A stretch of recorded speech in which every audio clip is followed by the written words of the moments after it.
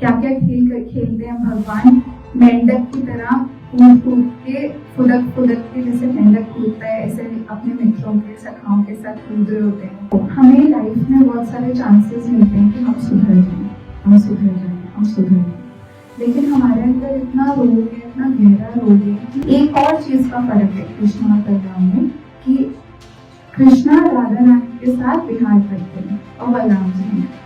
हम इस दौड़ में अगर भागते रहेंगे कि मुझे उससे अच्छा होना है, उससे अच्छा होना है, उससे अच्छा कोई और होगा, हम सोचेंगे उससे अच्छा होना है, फिर उससे अच्छा कोई और होगा, तो हम एक एक करके सारे असुरों का वध करते जा रहे हैं। और हम वध करते करते 18th चैप्टर में पहुंचे कृष्णा बुक के, जो कि है आज हम करेंगे प्रलंबासुर का वध। तो ये 18th चैप्टर बेसिकली भागवतम के 10th कैंटो का 18वां अध्याय है। ऐसे 72 अध्याय हैं 10th कैंटो में, 10वें कैंटो में भागवतम के, जो जिसमें सारी कृष्ण लीलाएं हैं जो हमने भागवतम में भी सुनी। तो लेकिन भागवतम में हम इतने एक एक असुर को इतने डिटेल में नहीं करते, इसलिए बट प्रभुपाद जी ने बहुत सुंदर हमारे लिए कृष्णा बुक बनाई है, जिसमें हर एक असुर का वध बहुत डिटेल में बताया है कि उससे हम क्या शिक्षा ले सकते हैं, कैसे किया वध, किसने किया। तो हम इन लीलाओं का आस्वादन कर सकते हैं और साथ ही साथ सिर्फ हमको एक स्टोरी के रूप में सुन के इसको घर नहीं जाना, साथ ही साथ हमें इसकी एप्लीकेशन क्या है और ये असुर क्या रिप्रेजेंट करता है, ये हमारे लिए बहुत इम्पोर्टेंट है। तो लास्ट टाइम हमने किया था धेनुकासुर का वध और दावाग्नि का शमन हमने किया था, जिसमें अग्निपान कर लेते हैं कृष्णा और सारे ग्वालपालों की रक्षा करते हैं। तो ग्रीष्म गर्मी के कारण ही जो पेड़ों में आग लग जाती है, तो वो जो दावाग्नि का शमन भगवान पे ग्वालपालों का या भक्तों का इतना सरेंडर होता है, उसमें हमने ये सीखा था कि भगवान बोलते हैं कि अपनी आंखें बंद, उनको थोड़ा थोड़ा हल्का हल्का गर्म महसूस होना शुरू होता है, तो उसी समय भगवान बोलते हैं तुम अपनी आंखें बंद करो, और सारे बिना कुछ सोचे अपनी आंखें बंद कर लेते हैं और उस समय भगवान दावाग्नि का पान कर लेते हैं। ये हमने लास्ट क्लास में देखा था कि हमको भी भगवान पर इतना सरेंडर होना चाहिए। इफ्स एंड बट्स हम जो अपनी सिचुएशन में लगाते हैं और भगवान को सरेंडर नहीं करते, तो वो उस लीला से भगवान ने हमको ये बताया था। इसलिए ब्रज भाव जो होता है, ब्रजवासियों का जो भाव है, वो हमारे हृदय में भी होना चाहिए। तो अब जब इतनी भीषण ग्रीष्म गर्मी थी और भगवान वृंदावन में प्रवेश कर रहे हैं अपने ग्वालबालों के साथ, तो भगवान इसके आगे जब चलते रहते हैं और वृंदावन में अपने सखाओं के साथ प्रवेश कर रहे होते हैं, तो ग्रीष्म गर्मी भी भक्तों के लिए एक सुनहरा मौसम बन जाता है और बसंत में कन्वर्ट हो जाता है, क्योंकि जहाँ भगवान होते हैं वहाँ ग्रीष्म मौसम प्रभुपाद जी बताते हैं कि ऐसा मौसम है जो कोई भी पसंद नहीं करता, कि जब लू चल रही होती है, और क्यों पसंद नहीं करता, इस देह के कारण। और वही गर्म हवा हम हीटर चलाते हैं ठंड में, क्योंकि सिर्फ हमारी देह है, इस वजह से इस मौसम में, ठंड के मौसम में हमें वो गर्म हवा अच्छी लगती है, और अप्रैल मई जून के मौसम में हमको वो ग्रीष्म लगता है। तो ये प्रभुपाद जी बताते हैं कि ये देह की वजह से हमारी इतनी लिमिटेशंस हो जाती है। तो उस ग्रीष्म मौसम में क्योंकि सब का टोटल फोकस भगवान के ऊपर है, तो उनके लिए वो ग्रीष्म गर्मी भी झरने बहने लग जाते हैं, और झरनों से जैसे हम कूलर चलाते हैं तो स्प्रिंग वाटर, पानी के ड्रॉपलेट्स निकलते हैं ना, तो वो पानी के ड्रॉपलेट्स हवा से सबके ऊपर लगते हैं और सबको वो मौसम भी बसंत लगता है। और भगवान अलग अलग खेल खेल रहे हैं, ऐसा प्रभुपाद जी ने बहुत सुंदर तरीके से समझाया है इसमें, क्या क्या खेल खेलते हैं भगवान। मेंढक की तरह कूद कूद के, फुदक फुदक के, जैसे मेंढक कूदता है ऐसे अपने मित्रों के सखाओं के साथ कूद रहे होते हैं। फिर वो राजाओं की नकल कर रहे होते हैं, पशु पक्षियों की नकल कर रहे होते हैं, क्योंकि भगवान को अपने मित्रों के साथ, अपने सखाओं के साथ ये सब खेल खेलने बहुत, भगवान का मेन मोटिव होता है भक्तों को आनंद देना। और वो इसी के लिए जन्म लेते हैं। तो ये इतनी सुंदर है भगवान की लीलाएं, इसलिए आज भी भगवान ब्रज में रहते हैं। सिर्फ ऐसा नहीं है कि भगवान ब्रज धाम छोड़ के चले गए द्वारका। तो उद्धव जी जब आखिरी में पूछने जाते हैं भगवान से कि गोपियों का, उद्धव जी जब देखने जाते हैं कि गोपियों का और ग्वाल बालों का भाव क्या है, तो उद्धव जी खुद 5 दिन बोल के गए थे और खुद इतने महीने रह जाते हैं, क्योंकि वो जो ब्रज भाव देखते हैं और प्रेम की शिक्षा लेते हैं भगवान से। तो ऐसा भगवान के भक्तों का भाव होता है वहां पर कि भगवान को मैया यशोदा और रोहिणी माता एकदम सजाकर गहने पहनाकर भेजती हैं, लेकिन फिर भी भगवान के सखा क्या करते हैं कि चलते चलते जब जा रहे होते हैं तो अलग अलग पेड़ों से फूल लेते हैं और भगवान के लिए कोई भी टाइम खराब नहीं करता। जब भगवान गैया चरा रहे होते हैं या चल रहे होते हैं, तो तब तक भक्त क्या करते, वो ग्वाल बाल क्या करते हैं, भगवान के लिए सुंदर सुंदर मालाएं बनाते हैं। और जो मैया यशोदा ने और रोहिणी माता ने वो इतना सजाकर उनको भेजवाता है, वो सब उतार कर एक पोटली में डाल देते हैं और अपनी मालाएं बना कर भगवान को और बलराम जी को अर्पित करते हैं। तो ऐसा है उनके ग्वाल बालों और भक्तों का भाव भगवान के लिए। तो ये सब करते करते वो पशु पक्षियों की नकल करते हैं, फिर मेंढक की तरफ फुदक के जाते हैं, फिर झूला झूलते हैं भगवान के साथ और छुपन छुपाई खेलते हैं, भागते हैं, कूदते हैं और एक दूसरे को चिल्ला के बुलाते हैं। तो ये सब जब भगवान क्रीड़ाएं कर रहे होते हैं, तो जहाँ आनंद होता है तो वहाँ माया को ये अच्छा नहीं लगता कि इतना आनंद में कैसे है, तो वहाँ माया पकड़ती है। माया हमें युद्ध स्थल में नहीं पकड़ती, माया हमें आनंद में हम पे प्रहार करती है। तो उसी समय जब भगवान अपने ग्वाल बालों के साथ खेल रहे होते हैं, तो उसी समय एक प्रलंब नाम का राक्षस आता है और वो दूर से देख रहा होता है भगवान के लिए सारी क्रीड़ाएं, और वो सोचता है, क्योंकि कंस और उसके जो मिनिस्टर्स होते हैं वो सोचते हैं अब किस रूप में राक्षस को भेजें। त्रिनाव्रत आ गया, फिर पहले पूतना आ गई, त्रिनाव्रत आ गया, सकटासुर आ गया, तो वो रूप डिसाइड करते हैं कि अब किस में भेजे जिसमें भगवान पहचाने नहीं। तो जो प्रलंब होता है वो सोचता है, वो ग्वाल बाल का रूप बना देता है, और वो भी वो वाला ग्वाल बाल जो उस समय भगवान के साथ खेलने नहीं आया होता, क्योंकि भगवान तो अपने सारे मित्रों को जानते हैं। तो ऐसा बोलते हैं कि भगवान एक तीर से ना बहुत सारे निशाने, बहुत सारे लोगों मतलब काम करते हैं। तो यदु प्रलंब जो राक्षस है वो सबसे ज्यादा खतरनाक, मतलब उसने बहुत परेशान किया हुआ था यदुकुल के वासियों को, सबसे ज्यादा प्रलंब ने कष्ट किया हुआ था। तो भगवान को बोलते कि सर्वदर्शन है भगवान, जो हमारे वर्तमान भूत और भविष्य के बारे में सब कुछ जानते हैं। तो भगवान ने ये भी सोचा कि इसने मेरे पूरे यदुकुल को परेशान किया हुआ है, तो इसका मैं अभी, और भगवान ने अभी तक जो बलराम जी की शक्ति थी ना उसको ढक के रखा हुआ था, क्योंकि अभी तक सारे राक्षस भगवान ही मारते हुए आ रहे थे, सिर्फ धेनुकासुर का वध बलराम जी ने किया अभी तक।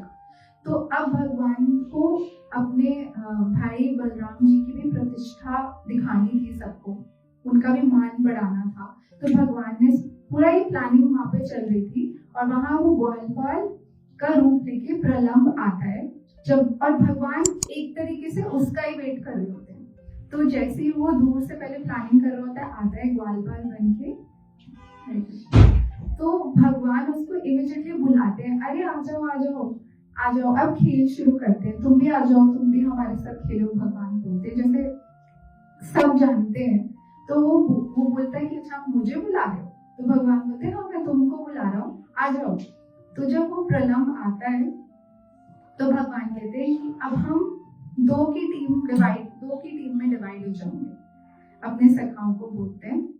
और दो की टीम कैसे होती है कि इक्वल ओपोनेंट्स लीडर बनेंगे, जैसे एक टीम में बलराम जी और दूसरी टीम के लीडर हो गए कृष्ण, और इनके पास 3 सखा चले जाएंगे और इधर आ जाएंगे 3। तो लीडर हो गए बलराम जी और कृष्ण। तो भगवान बोलते हैं कि हम एक रस्सी खींचने वाला टग ऑफ वॉर होता है ना, वो खेलेंगे या कुश्ती करेंगे, कोई ऐसी गेम खेलेंगे, और जो हारा वो दूसरे अपने ओपोनेंट को कंधे पे उठाएगा।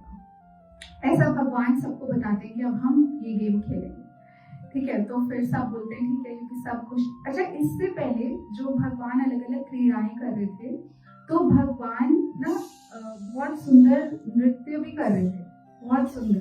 तो ग्वालपाल कौन है? वो देवी देवता ही हैं जो ग्वालपाल के रूप में आए हैं। कुछ नित्य पार्षद भगवान के साथ हमेशा रहते हैं, और कुछ देवी देवता है जो ग्वालपाल के रूप में आए हैं। क्योंकि जब भगवान जन्म लेते हैं तो उससे पहले पूरा अरेंजमेंट होता है भगवान के लिए। तो सारे देवी, जो ऐसा बोलते हैं कि जो यदुवंश है वो सारे देवी देवता ही हैं, तो वो पहले आ जाते हैं और बाद में भगवान आते हैं। तो उससे पहले भगवान डांस कर रहे होते हैं, क्योंकि भगवान में तो सारी कलाएं हैं और बेस्ट है। तो भगवान डांस कर रहे होते हैं, तो बाकी सखा क्या कर रहे होते हैं, वो भगवान को कुछ लोग अप्रिशिएट कर रहे होते हैं, उनका प्रतिष्ठा बढ़ा रहे होते हैं। कुछ लोग भगवान के, जब भगवान डांस कर रहे होते हैं, कुछ लोग गा रहे होते हैं, और कुछ लोग भगवान के स्टेप्स कॉपी कर रहे होते हैं। तो सब एक तरीके से ना ऐसा माहौल था जिसको देख के प्रलम्ब को जेलसी हो गई कि इतना आनंद कैसे आ रहा है इनको। तो ये हो रहा था, और इसके बीच में क्या होता है कि भगवान सोचते हैं कि भगवान एक्चुअली जब भगवान किसी का वध करते हैं ना, तो भगवान खेल खेल में करते हैं। जैसे आपने देखा, भगवान को पूरा वृंदावन देखना था तो तृणाव्रत को ऊपर ले गए और वृंदावन देखा। और ऐसे ही जब भी भगवान कोई असुर का वध करते हैं तो पहले खेल खेलते हैं, लेकिन बलराम जी जब किसी का वध करते हैं तो वो इमीडिएटली कर देते हैं, ऑन पॉइंट। वो कोई खेल नहीं खेलते, कोई टाइम वेस्ट नहीं करते, बट भगवान पूरा आनंद लेके करते हैं। और अब उनको लग रहा था कि इतने सारे असुरों को तो मैंने मारा ही है, तो अब थोड़ा प्रतिष्ठा मेरे भाई को भी मिलनी चाहिए। तो प्रलम्ब जब ग्वालबाल बन के आता है और ये टीम डिवाइड हो जाती है, तो अब प्रलम्ब ऐसा बोलते हैं कि one of the most important असुर है भगवान के पास जितने भी असुर आए हैं। क्यों? क्योंकि उसको देवता भी नहीं मार पा रहे थे, देवता भी नहीं हरा पा रहे थे, और उसको लगा कि कृष्णा का नाम तो अजीत है, वो तो जीते ही नहीं जा सकते, तो क्या करता हूँ मैं, बलराम जी पे प्रहार करूंगा। तो सिर्फ एक उसकी कमी थी, वो इतना शक्तिशाली था प्रलम्ब, लेकिन उस बल इतना था उसमें, लेकिन उसमें बुद्धि बिल्कुल नहीं थी। उसने क्या सोचा कि ये दोनों मिलके 1 और 1 11 हो जाते हैं, तो मैं बलराम जी पे प्रहार करूंगा, और जब मैं बलराम जी को मार दूंगा तो कृष्णा डिप्रेशन में चले जाएंगे, और ये जो 1 और 1 11 बनते हैं और इनकी ये साथ टूट जाएगा, और फिर जब कृष्णा थोड़े उदास होंगे, हताश होंगे, फिर मैं कृष्णा पे वार करूंगा। तो उसने अपनी लिमिटेड माइंड से ये सोचा। तो इसलिए उसने सोचा कि जब ये टीम डिवाइड हो गई तो वो अपने आप ही कृष्णा की टीम में चला गया। जब भगवान ने बोला कि जो हारेगा वो दूसरे को उठाएगा, तो भगवान का नाम अजीत है, क्योंकि वो जीते नहीं, उनसे कोई जीत नहीं सकता, और अजय है वो। लेकिन जब भगवान चाहे तो वो हमेशा हार भी सकते हैं। तो आचार्य बताते हैं कि भगवान इसमें हारे, उसमें, क्योंकि उन्होंने प्रलम्बासुर का वध करवाना था। और एक बहुत सुंदर आचार्य बताते हैं, एक सुंदर तरीके से बताते हैं कि भगवान क्यों हारते थे। जहाँ भगवान होते थे ना, वहाँ सारे पशु पक्षी, जैसे हाइड एंड सीक का गेम भगवान खेल रहे हैं, अब भगवान छुपे, हमेशा हारते थे, क्योंकि जहाँ भगवान छुपते थे ना, वहाँ सारे पशु पक्षी और सब लोग आ जाते थे जहाँ भगवान छुपते थे। तो वो बोलते थे कि सबको पता चल जाता था कि भगवान यहाँ पर छुपे, तो सब बोलते थे, भगवान बोलते थे कि आप जाओ, मुझे छुपने दो, मुझे जीतने दो। ये रस का आस्वादन कर रहे थे भगवान, अपने भक्तों के साथ आनंद कर रहे थे। तो भगवान ने अपनी इच्छा से हारे, क्योंकि प्रलम्ब जो है वो पानी में गिर गया था, वो जो रस्सी टग ऑफ वॉर की खेल रहे थे ना, तो सब लोग हंसने लग गए। तो वो पानी में गिर गया, कृष्णा की टीम हार गई, तो बलराम जी की टीम जीत गई। अब कृष्णा इधर थे सुदामा और भद्रसेन और बलराम जी की टीम में, और इधर थे कृष्णा, वृषभ और प्रलंबासुर। तो कृष्ण और भगवान ने बोला था कि जो हारेगा वो उठाएगा, तो जो जीतेगा उसको उठाना होगा। तो यहाँ पे कृष्णा की टीम हार गई, तो कृष्णा ने अपने फेवरेट फ्रेंड श्रीदामा को उठाया कंधे पे, और वृषभ ने भद्रसेन को उठाया, और प्रलंब को लगा कि मेरा तो काम सेट हो गया, मैं बलराम जी को उठाता हूँ। तो उसने आगे गया और उसने बलराम जी को उठाया कंधे पे। तो जब उसने बलराम जी को कंधे पे उठाया, तो ऐसा डिसाइड हुआ था कि भांडेर वन में होली के पास हो रही थी ये लीला, कि भांडेर वन के भांडेर पेड़ तक जाना है उठाकर, क्योंकि 5-6 साल के बच्चों के लिए तो इतना ही बहुत होता है कि इसने उठा लिया।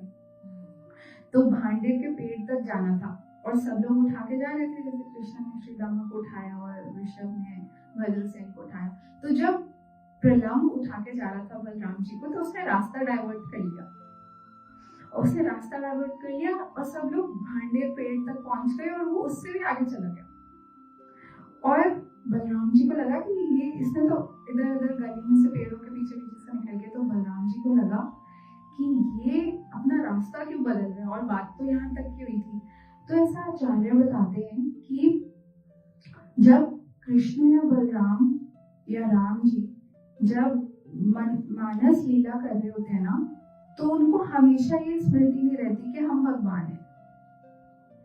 उनको समय समय पे ये स्मृति आती है। फॉर एग्जाम्पल देखो, जैसे अगर हमें ये बता दिया जाए कि हम कौन हैं, मान लो फॉर एग्जाम्पल हमको जैसे कुमारी माता जी को बता दिया जाए कि ये अष्ट सखियों में से एक सखी की मंजरी है एग्जाम्पल, तो फिर वो अभी के जो उनको कार्य करने हैं वो कर नहीं पाएंगी ना। तो इसलिए भगवान भी जब मानस लीला करते हैं तो उनको ये हर समय स्मृति नहीं रहती कि हम भगवान हैं, लेकिन जब वो चाहेंगे ये स्मृति उनमें आ जाती है। तो बलराम जी को जब प्रलंब ने उठाया, तो बलराम जी थोड़ा थोड़ा वो आगे गया, तो उनको थोड़ा सा शक होने लगा। तो बलराम जी ने अपना वेट बढ़ा दिया, आकार नहीं बढ़ाया, अपना वजन बढ़ा दिया। जैसे जब तृणाव्रत पे भगवान थे, तो भगवान ने अपने आप को हैवी कर दिया था, और माता यशोदा की गोदी में थे, जब उनको देखना था वृंदावन ऊपर से, तो उन्होंने अपना वेट बढ़ा दिया था। ऐसे ही बलराम जी ने अपना वेट बढ़ा दिया। तो जब बलराम जी ने अपना वेट बढ़ाया, तो अब वो तो ग्वालपाल के वेश में था वो, क्योंकि वो बलराम जी की शक्ति इतनी है, वो अनंत शेष है, वो पूरे पृथ्वी को उठाकर रखते हैं, तो उनका कितना वेट होगा। और प्रलंबासुर भी कोई नॉर्मल असुर नहीं था, सबसे मुश्किल असुर था वो वध करने के लिए, क्योंकि देवता भी उसको नहीं मार पा रहे थे। तो वो भी अपने असली रूप में धीरे धीरे करके आने लगा, क्योंकि हम उसी पॉइंट तक जब तक हमसे सहन नहीं होता, हम एक तरीके का दिखावा कर सकते हैं।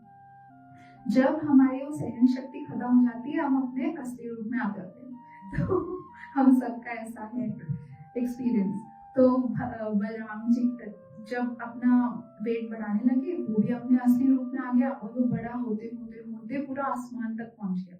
इतना बड़ा था आसमान, क्योंकि हमने देखा है कि उतना भी कितनी लंबी थी। तो ऐसे ये कोई नॉर्मल असुर नहीं थे हम, वो ऐसे भक्तों की भाव है कि वो हमको इस पोएटिक वे में हमको हम इतना स्वादन आता है। भगवान मर्डर होने वाला है, बलराम जी मर्डर करने वाले हैं ऑलमोस्ट इसका, बट फिर भी भक्तों के लिए कितनी आनंद की बात है, ऐसी लीला है, क्योंकि इतना सुंदर है ये सब कुछ। तो वो भी इतना भयानक रूप में आ गया, काले बादल की तरह उसका शरीर था, आंखें लाल, और उसने पूरा स्वर्ण से सजा हुआ था वो प्रलंबासुर, और उसकी आंखें एकदम अग्नि की तरह थी। तो जब उसने अपना आकार बढ़ाया, तो काले बादलों की तरह शरीर जब उसका हुआ, तो जैसे बलराम जी उसके ऊपर थे, तो बलराम जी एकदम गोरे हैं, तो वो एक सफेद, आचार्य बताते हैं कि एक सफेद चंद्रमा पूर्णिमा का चांद होता है, जैसे वैसे लग रहे थे बलराम जी। तो उसके बाद बलराम जी ने जब देखा तो थोड़े से वो भयभीत हो गए कि ये तो ग्वाल बाल था। तो अब एक क्वेश्चन आ सकता है कि वो तो बलराम जी तो भगवान है, तो वो कैसे भयभीत हो सकते हैं, क्योंकि प्रभुपाद जी बोलते हैं कि कृष्ण और बलराम में कोई अंतर नहीं है, सिर्फ एक रंग का। एक्चुअली मैं आगे बताऊंगी इस लीला से हमें क्या सीख मिल सकती है। तो 3 रीजन की वजह से वो बताते हैं कि भगवान वो बलराम जी भयभीत हो गए 1 सेकंड के लिए। वो पहला कि उनको अपनी लीला को कंटिन्यू करना था, बाल लीला चल रही थी और उनको उस लीला में रहना था, तो उस लीला में कोई 5 साल का बच्चा इतने बड़े असुर को देखेगा तो वो भयभीत होगा, इसलिए। दूसरा, वो ग्वालबाल के वेश में आया था और कृष्ण उसको अपना मित्र मान चुके थे, तो उनको लग रहा था कि मार तो मैं इसको सकता हूँ, पर मैं इसको कैसे मारूं, क्योंकि मैं इसको मारूंगा, कृष्ण इसको अपना मित्र मान चुके हैं, तो और ये ग्वालबाल है, तो वो हिचकिचा रहे थे इसको मारने में। और तीसरा, आचार्य बताते हैं कि जो ये असुर है, ये अगर मैं इसको अभी मार दूंगा तो ऐसा ना हो कि एक असुर तो कंस ने यहाँ पर भेजा है, एक असुर कृष्णा के पास भी चला गया, ऐसा ही भयानक। तो उनके मन में कृष्णा का स्मरण आ गया कि मैं तो अपने आप को बचा लूंगा, बट मेरे भाई पे, कृष्णा पे कोई संकट आ रहा हो उस टाइम, और बाकी ग्वालपालों पे कोई संकट आ रहा हो। तो हम जब किसी से प्रेम करते हैं तो हम अपने से पहले दूसरे का सोचते हैं ना, तो हम अपने से पहले दूसरे का सोचते हैं कि मान लो कोई अर्थक्वेक आए, तो हम अपनी रक्षा करने से पहले हम दूसरे रूम में जाएंगे कि वो तो ठीक है, अरे वहां पे मेरा छोटा भाई है, वहां मेरी छोटी बहन सोई है, उसको देखने जाएंगे। तो 1 सेकंड के लिए बलराम जी भयभीत हो गए कि कहीं एक और असुर तो ऐसा ही भयानक कृष्णा के पास और मेरे सखाओं के पास तो नहीं चला। तो वो 3 रीजन क्या है जिसकी वजह से बलराम जी थोड़े से भयभीत हुए। तो छोटे बच्चे थे ना, बड़े राक्षस। हाँ, वो अपनी लीला में रहना चाहते थे। हाँ। दूसरा कृष्ण उनका दोस्त माना था ना, इसलिए माना। कृष्ण एक तो वो ग्वालबाल के रूप में आए, कृष्ण उसको अपना मित्र मान चुके हैं और वो हिचकिचा रहे थे कि हाँ कृष्ण मैंने बिना बताए इसको मार दिया तो उनको लगेगा मेरे मित्र का वध कर दिया बलराम जी ने। तो आज हम प्रलंबासुर का वध कर रहे हैं और आगे बताऊंगी कि प्रलंबासुर हमारे कौन से अनर्थ को रिप्रेजेंट करता है। हमारे हर एक असुर जिसको भगवान मारते हैं या बलराम जी मारते हैं, वो हमारे अंदर का एक अनर्थ है। ऐसी नहीं है कि हमने स्टोरी सुनी और हम घर चले गए कि अरे वाह बहुत अच्छी स्टोरी सुना है, ऐसा नहीं। उसके बाद हमें घर जाके इसको अप्लाई भी करना। तो तीसरा उनको लगा कि कृष्ण की रक्षा कौन करेगा अगर मैं इसमें लग गया, तो बलराम जी को लगा। तो लेकिन फिर मैंने आपको बताया कि हमेशा उनको स्मृति नहीं रहती कि वो भगवान है, लेकिन समय समय पर ये स्मृति आ जाती है जब उसकी नीड होती है। उनको एकदम स्मृति आ गई कि मैं तो भगवान हूँ और ये तो लीला चल रही है और मुझे इसको मारना है। तो बलराम जी ने एक मुष्टि उसके सर पे मारी, एक मुष्टि का प्रहार करा प्रलंबासुर के सर पे और उसका सर फट गया एक मुष्टि से। तो सिर्फ सनी देओल का 2.5 किलो का हाथ नहीं होता, बलराम जी का सोचो क्या, मतलब आकाश तक उनका शरीर था, एकदम घना काला शरीर, इतनी जोर से धरती पे गिरा और सब ग्वालबाल भागते हुए आए और उसी समय उसके मुंह से रक्त की नदी निकल गई और एक मुष्टि से वो गिर गया, मर गया हमेशा के लिए। और क्योंकि बलराम जी ने स्वयं उसका वध किया, तो अब वो जब भगवान देखते हैं कि इसके मन में क्या है, जैसे जब वो ग्वालबाल का वेश धारण करके आया तो भगवान को उसकी मंशा जानते थे क्योंकि वो सर्वदर्शी हैं। तो उन्होंने सोचा कि मैं इसका उद्धार कैसे करूं। तो हमको ऐसा लग रहा होगा कि भगवान ने मारा उसको, लेकिन इसके बाद जो भी भगवान बलराम जी या भगवान से के थ्रू मारा जाता है, उसको दोबारा जन्म नहीं लेना पड़ता, क्योंकि भगवान ने उसका स्पर्श कर दिया, तो उसको दोबारा जन्म तो लेना नहीं पड़ेगा। तो भगवान ये सोच रहे थे कि इसका मैं उद्धार कैसे करूं। तो जब सारे ग्वालपाल भाग कर आए और उन्होंने देखा कि, क्योंकि देखो हमें लाइफ में बहुत सारे चांसेस मिलते हैं कि हम सुधर जाएं, हम सुधर जाएं, हम सुधर जाएं, लेकिन हमारे अंदर इतना रोग है, इतना गहरा रोग है कि हम वो खुद से, अगर ऐसा बोलते हैं कि अगर हम खुद से अपने रोग को ठीक नहीं करेंगे ना, खुद से हम करेंगे तो हम एनेस्थीसिया लेके थोड़ा, मतलब अगर मुझे पता है कि मैं ये चीज ठीक नहीं कर रही या मेरे अंदर ये वाली क्वालिटी है जो ठीक नहीं है, और मैं उस पे अपना ध्यान लगा के सोच के मनन करके चिंतन करके उसको ठीक करूं, तो मैं शायद ठीक कर लूं, क्योंकि जब भगवान अपने पे करने पे आएंगे तो वो एनेस्थीसिया भी नहीं देंगे फिर, तो वो असुर सीधा, इसलिए उसको सीधा एक मुष्टि का प्रहार करा और वो गिरा विदाउट एनेस्थीसिया। सीधा हमारा इलाज होगा। जैसे हमें एक अटैचमेंट का रोग है, तो उसको प्रभुपाद जी बोलते हैं कि वो एक फोड़े की तरह है जो हमें हर रोज दर्द करता है।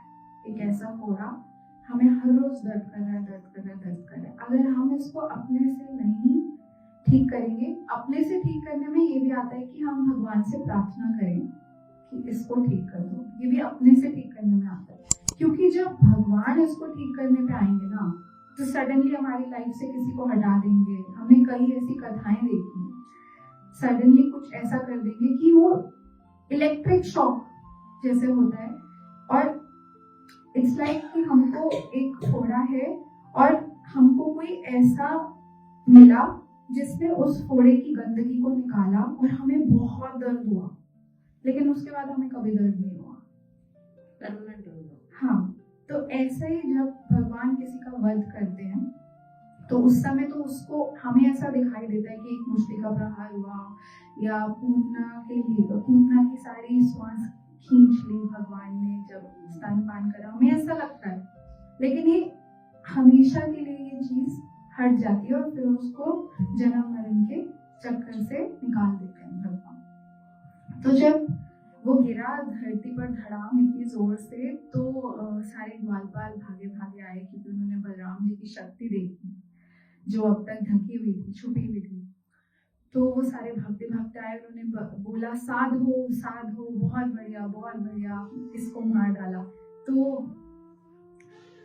अब जब बलराम जी ने प्रलंबासुर का वध कर दिया और सारे ग्वालपाल ना बलराम जी को आशीर्वाद देने लगे। ग्वालपाल, हमें लगता है कि हम सिर्फ हमसे जो बड़े होते हैं वो हमको आशीर्वाद दे सकते हैं, लेकिन प्रेमवश उनके दिल में, हृदय में इतना प्रेम उमड़ आया कि वो इतना आशीर्वाद देने लगे और वो ऐसे हंसी मजाक करने लगे कि हमेशा आपकी विजय हो, आपको धन प्राप्त हो, आपको संतान प्राप्त हो। सारे छोटे छोटे ग्वालपाल ऐसे आशीर्वाद देने लगे बलराम जी को, आप हमेशा अपने छोटे भाई की तरह ब्रज में खेलते रहो, इस तरीके से, और हमारे साथ में रक्षा करते रहो। तो ऐसे ऐसे आशीर्वाद बलराम जी को देने लगे। अब ये जो बलराम जी हैं, ये पांचों रस, इनमें पांचों भाव हैं भगवान के लिए। शांत भाव, शांता भाव में बलराम जी कैसे हैं, कोई बताना चाहेगा?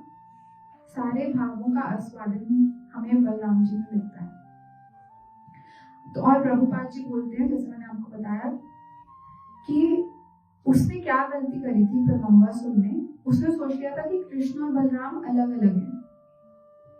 उसने यही तो गलती करी थी कि मैं पहले बलराम जी को मारूंगा और उसके बाद जब कृष्ण हिताश हो जाएंगे ये देखकर, तो मैं कृष्ण पे प्रहार करूंगा। तो उसने गलती कर ली थी भगवान बलराम जी और कृष्ण को अलग अलग समझने की। तो हमको कभी भी गौर निताई को अलग अलग नहीं समझना, या सिर्फ कुछ लोग बोलते हैं गौरांगा की आरती करते हैं और निताई को कुछ नहीं समझते, तो ये गलती प्रभुपाद जी बोलते हैं हमको नहीं करना। दोनों में कोई फर्क नहीं, ये सिर्फ रंग का फर्क है, वो सांवले और वो गोरे, ऐसा प्रभुपाद जी बोलते हैं। फिर प्रभुपाद जी एक और चीज बताते हैं, यमुना माता जी जिन्होंने वो गोविंदम आदि पुरुषम गाया है, उनको प्रभुपाद जी ने बताया कि एक और चीज का फर्क है कृष्णा और बलराम में, कि कृष्णा राधा रानी के साथ विहार करते हैं और बलराम जी नहीं करते। सिर्फ ये फर्क है।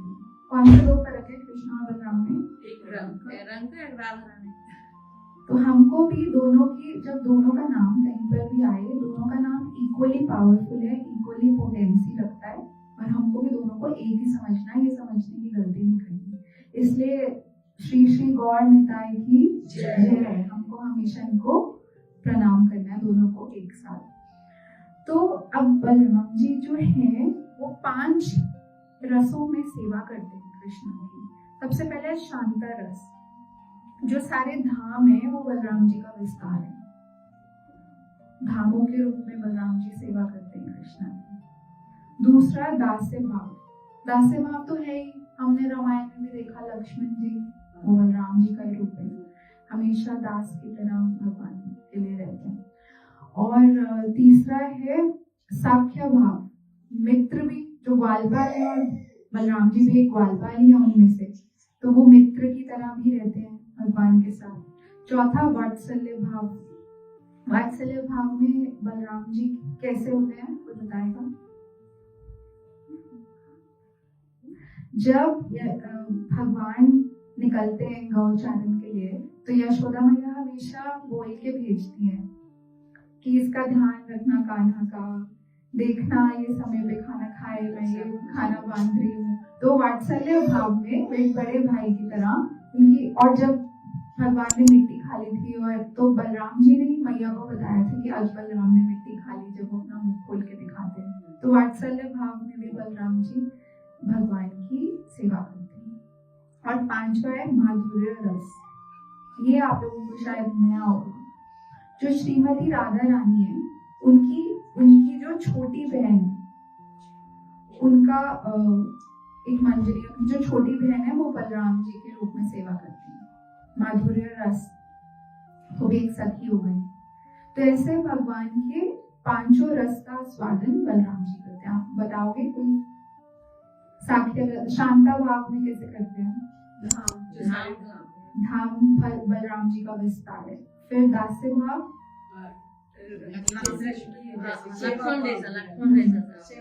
सेवा भाव में, ठीक है। और साख्य भाव ग्वाल, ठीक है। वात्सल्य भाव, हाँ, जैसे अपने छोटे भाई के बारे में वो तब भी सोच रहे थे, जब वो प्रलंबासुर को मारने लगे, उन्होंने सोचा कि कृष्ण के पास भी कोई ऐसा असुर नहीं चला गया।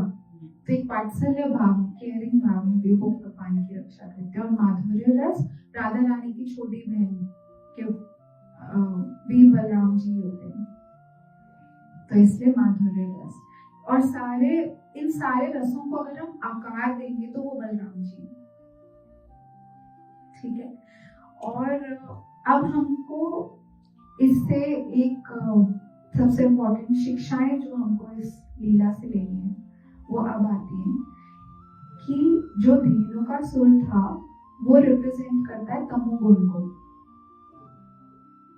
गधे के रूप में आया था ना वो धेनुकासुर, पिछली क्लास में मैंने बताया। तो गधे के रूप में आया था वो, और तमस को रिप्रेजेंट करता है, और उसका वध किया बलराम जी ने। प्रलंबासुर रजोगुण को रिप्रेजेंट करता है, मतलब हमारी भौतिक इच्छाएं, तो उसका वध भी किया बलराम जी ने। और बलराम जी क्या है? बलराम जी गुरु तत्व है। तो जब भी हमारे अंदर तमोगुण और रजोगुण बढ़ता है या आता है, तो हमें भगवान से ये प्रार्थना करनी चाहिए दीन भाव से कि भगवान हमको गुरु, तब भगवान हमको गुरु से मिलवाएंगे और गुरु हमको शक्ति देंगे कि हम भक्ति साधना से उस असुर को अपने हृदय से खत्म कर सके। ये शक्ति हमको सिर्फ तब मिलती है जब जब हम भगवान को दीन भाव से प्रार्थना करते हैं कि हमारे अंदर ये अवगुण है, तब भगवान हमको एक गुरु से मिलवाते हैं, जो कि है बलराम जी, गुरु तत्व, ठीक है। और जब भगवान हमको गुरु से मिलवाते हैं, तब गुरु हमको शक्ति देते हैं कि हम अपने हृदय में इस रजोगुण, तमोगुण और इस मटीरियलिस्टिक भौतिक डिजायर्स वाले असुर को मार पाए। अब आपको लगेगा कि वैसे ही काम वासना, ये प्रलंबासुर है जो काम वासना को रिप्रेजेंट करता है और मटीरियलिस्टिक डिजायर्स को। अब हम सबको जनरली लग सकता है कि काम वासना मतलब पुरुष और स्त्री का संबंध, ये सब तो मतलब हम में तो ऐसा लस्टफुल डिजायर्स नहीं है, हम इतने टाइम से भक्ति में हैं और मंदिर आ रहे हैं। लेकिन दो टाइप की वासना होती है काम वासना। एक होती है स्थूल काम, एक होती है सूक्ष्म काम वासना। और हमको इस सारी स्टोरी से हमको ये सबसे इम्पोर्टेंट चीज है कि हम सिर्फ स्थूल काम वासना को देखते हैं कि ठीक है, हम इलिसिट रिलेशनशिप तो बना नहीं रहे, हम तो मंदिर आ रहे हैं, तो हम में तो काम वासना है नहीं। स्थूल काम वासना होती है, सब में होती है, स्त्री पुरुष के बीच में, चाहे वो देव हो, चाहे वो राक्षस हो, चाहे वो मानव हो, चाहे वो प्रकृति हो। प्रकृति में भी जो जीव जंतु हो, सबके अंदर होती है, वो हमको दिख जाती है। लेकिन जो स्थूल काम वासना है, सूक्ष्म काम वासना है, इससे निकलना हमारे लिए बहुत बहुत बहुत जरूरी है। लेकिन हम तभी निकल पाएंगे जब आप समझोगे कि सूक्ष्म काम वासना क्या होती है। कि हमारा नाम हो, हमारी प्रतिष्ठा हो, हमारी पदवी हो, अलग हो हम सबसे, हम यूनिक हो, सब कुछ हमको मिले, हम दूसरों को भी मिले, लेकिन हमें मिले सबसे ज्यादा। हमारा नाम हो कि हमने इतना दान किया सबसे ऊपर, हमारा काम हो सबसे बढ़िया। ये है सूक्ष्म काम वासना। और इसके बारे में कोई सोचता नहीं है और हम इसी में जिए जा रहे हैं। ये हमारा इतने बड़े पतन या डाउनफॉल का कारण है कि हम ये सोच भी नहीं सकते, और इसको सिर्फ मार सकते हैं गुरु। इसीलिए बलराम जी ने प्रलंबासुर का वध किया और हमारी प्रशंसा होनी चाहिए। अब आप आजकल हासिल करना, मेरे पास हो, सबसे अलग हो, सबसे ज्यादा हो, सबसे पहले हो, सबसे अच्छा हो, ये अब देशों में लड़ाई चल रही है, घरों में लड़ाई चल रही है, परिवारों में लड़ाई चल रही है, मित्रों में, भाई बहनों में, बाप बेटे में, सबकी यही है। सब इस सूक्ष्म काम वासना के डिजीज से ग्रसित है। हमें ऊपर ऊपर से तो लगता है कि जो स्थूल काम वासना है वो बहुत बुरा दिखाई देता है। कोई इसमें ग्रसित होता है तो हमें बाहर से पता चल जाता है कि इसमें है, लेकिन किसी के अंदर क्या चल रहा है। अब हम इतने टाइम से भक्ति में हैं और इतने टाइम से मंदिर आ रहे हैं, तो हमको एक्चुअली भगवान की लीलाओं से और इन असुर के वध से हमको सच में एक एक असुर को पकड़ पकड़ के मारना है, एक एक असुर पे मुष्टि का प्रहार करना है। और क्या होता है कि जब हम भगवान का नाम लेते हैं, तब क्या है, जैसे मेरा शरीर है, उसके अंदर काम, क्रोध, लोभ, मोह, मद मत्सर है, ठीक है। मैंने भगवान का नाम लेना शुरू किया, गुरु मिले मुझे और गुरु ने मुझे एक रास्ता दिखाया। तो अभी जो सारे असुर है ना, ये सूक्ष्म भाव में सोए हुए बैठे हुए हैं, जागृत नहीं है, सोए हुए बैठे हुए, कभी कभी दिखाई पड़ते हैं। जैसे ही मैंने गुरु तत्व मेरे अंदर एक्टिव हुआ, ये सारे उठ जाते हैं। जैसे प्रलंबासुर बड़ा हो गया ना, जब बलराम जी इसके कंधे पे थे और बलराम जी ने अपना भार बढ़ाया, तो इस लीला का मतलब समझो, ये कहीं नहीं लिखा है, मैं अभी बोल रही हूँ, आपको पता नहीं, मेरे दिमाग में आ रहा है तो बोल रही हूँ। जब बलराम जी ने अपना भार बढ़ाया उस असुर के कंधे पे, मतलब गुरु ने अपनी शिक्षा दी हमें और हमने उसको ग्रहण किया। अब इस असुर ने भी अपना रूप भयानक कर लिया। तब हमको लगता है हमारे अंदर एक काम क्रोध लोभ बढ़ जाता है। जैसे ही आप देखना, आप भक्ति में ज्यादा जाओगे, माला करने लगोगे, हमारे अलग अलग तरीके के चीजें बाहर निकल कर आती हैं। जैसे अपने असली रूप में प्रलंबासुर आ गया था, तो उसको उस गंदगी को बाहर निकालने के लिए वो सारे अनर्थ हमारे बढ़ के बाहर निकलते हैं। तब लोग हमको कहते हैं कि तो मंदिर जाता है, तो मंदिर जाती है, ये कैसा बिहेवियर कर रही है, ये कैसा कर रहे हैं। वो कुछ नहीं है, वो सिर्फ गंदगी ऊपर आ रही है बाहर निकलने के लिए। तो अब आपको समझ आया फिर लंबा सूत्र क्या रिप्रेजेंट करता है? लस्टफुल और मटेरियल डिजायर्स को सूक्ष्म वाली पे हमें ज्यादा ध्यान देना है, क्योंकि मुझे पता है हम में से जो भी लोग अभी बैठे हैं इतना काम वासना तो नहीं सताती होगी, लेकिन ये सूक्ष्म काम वासना पे उनको ध्यान देना, क्योंकि इस चीज का कोई अंत नहीं है। इसीलिए भगवान से ऊपर कोई नहीं है, इसलिए बोलते हैं कि सब कुछ अपना भगवान को अर्पण करो, क्योंकि हम हमेशा कम रहेंगे। हम इस दौड़ में अगर भागते रहेंगे कि मुझे उससे अच्छा होना है, उससे अच्छा होना है, उससे अच्छा कोई और होगा, हम सोचेंगे उससे अच्छा होना है, फिर उससे अच्छा कोई और होगा। इसीलिए हर रोज न्यूज़पेपर में जो हेडलाइंस आती हैं, फर्स्ट रिचेस्ट, अगले दिन कोई और बन जाता है फर्स्ट टॉप रिचेस्ट पर्सन, हर रोज चेंज होता है। आज अगर एलॉन मस्क है, 2 दिन बाद वो थर्ड पे आ जाता है एलॉन मस्क, कोई 2 दिन के लिए आ जाता है ऊपर, क्योंकि काम चल रहा है ना, पैसा कमा रहे हैं लोग। तो इसीलिए भगवान बोलते हैं सुप्रीम है, हर चीज में वो टॉप है। अगर हम उनको ही टॉप लेके समझेंगे तो फिर हम इस दौड़ से बाहर निकल जाएंगे कि मुझे सबसे अच्छा होना है, सबसे आगे भागना है। तो क्योंकि इस चीज का कोई एंड नहीं है, इसकी वजह से युद्ध हो रहे हैं, देश लड़ रहे हैं, लोग लड़ रहे हैं, क्योंकि ये वासना है ना कि मेरा नाम हो, मेरा नाम हो। अब यूएस चाहता है कि मैं डॉलर ही चले हमेशा, और इसलिए उसकी करेंसी अभी इतनी अनस्टेबल हो रही है, क्योंकि इतने सालों से उसने राज किया है, वो कैसे देख लेगा कि कोई और करेंसी ऊपर आ जाए।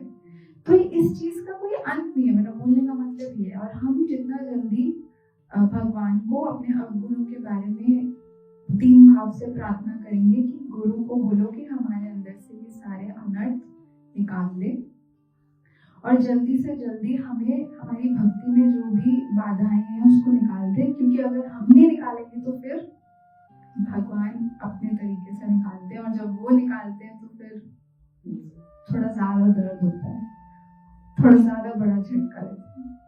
अपने आप निकालना अच्छा है, अपने आप निकालना अच्छा है, चाहे धीरे धीरे। भगवान देखता है कि कम से कम ये प्रयास तो कर रहा है ठीक होने का, सुधरने का। और अगर आप देखोगे ना, इस चीज में ना बड़ा खोखली सी फीलिंग है। मेरा अगर नाम आ भी जाए ऊपर, ले भी लिया किसी ने, तो क्या हो गया? मैं तो सोचती हूँ कि उसका नाम ले लो यार, क्या हो गया? मतलब उससे भी हमको कोई इंटरनल सेटिस्फैक्शन नहीं मिलती कि अगर नाम भी हमारा ऊपर आ जाए कि इसने सबसे ज्यादा सेवा कर ली, इसने सबसे ज्यादा माला कर ली, ये हर रोज टाइम पे आते हैं, ये सारी क्लास अटेंड करते हैं। लेकिन ठीक है, मोटिवेशन के लिए बहुत अच्छा है, लेकिन अगर हम उसको, उस रोग को मिटाएंगे नहीं, सबसे ऊपर होने वाला, तो इस चीज का डाउनफॉल हमारा ही होगा और किसी का नहीं होगा। तो जब तक हम असंतुष्टि को संतुष्टि में कन्वर्ट नहीं करेंगे, उसके लिए सिर्फ ज्ञान और कृपा ही हमको इस चीज से बाहर निकाल सकती है। हमारे इस असंतुष्टि को संतुष्टि बनाने में सिर्फ ज्ञान और कृपा ही साथ दे सकती है। श्री श्री कृष्ण बलराम की जय, श्री गौर निताई की जय, श्रीला प्रभुपाद की जय।